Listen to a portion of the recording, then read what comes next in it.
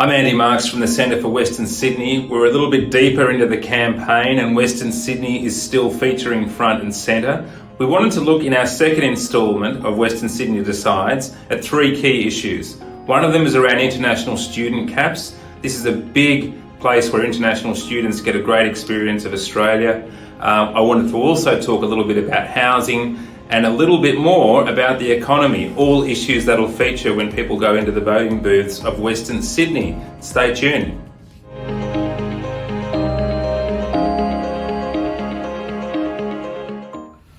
Pooja, there's a saying that all politics is local, and when we talk about a federal election, yes, there are national issues that people will vote on, but if that is true, that politics is local, what are the local issues for Western Sydney, and what are the local issues from your part of Western Sydney? Well, for local issues for me would be just wanting more diversity. So, stopping the international student caps would be one of them, because as a student, a student of colour, I would love to see more representation in our university, which Western Sydney University is already so multicultural and so diverse, but these international student caps will hinder that a lot.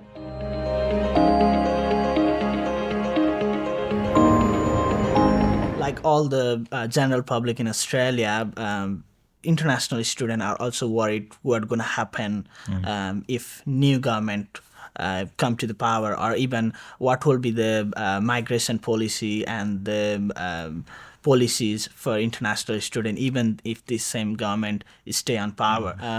Lots of students are a bit worried and anxious about what's going to happen next.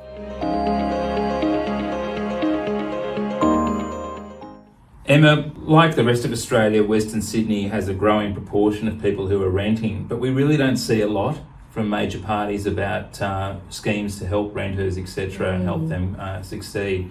What would you like to see? Look, one of the things that we need to see that will help renters in Western Sydney, but also renters across the country, is a federal government that's working towards nationally consistent rental reforms. So at the moment, our rental legislation's a patchwork. It's something that's developed at a state level.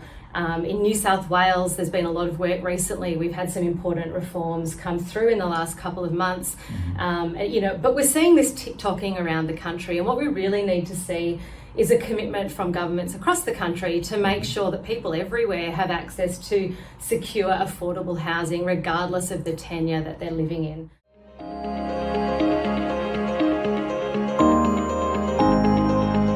All right, so you're treasurer for a day. You're able to enact one major initiative to rebalance that inequity between Western Sydney and other parts of the country. What would you do?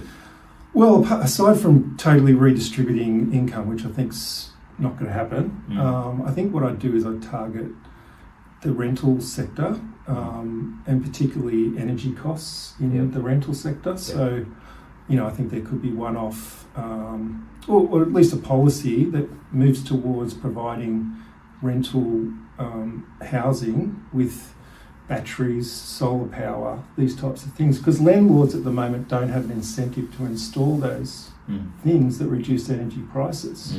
Households do, and we're doing it, right? But if you're living in a rental housing, and that's 26% of Australians are living in rental housing, it's a quarter. And growing. Right? So if they are provided with the opportunity, the landlord pays it, or some kind of policy that encourages landlords to pay it, or it's kind of shared, or the government's paying it, then you get these batteries in, and you get solar power, and you get reductions in energy costs in these rental houses. That would immediately redistribute, wealth and happiness and well-being.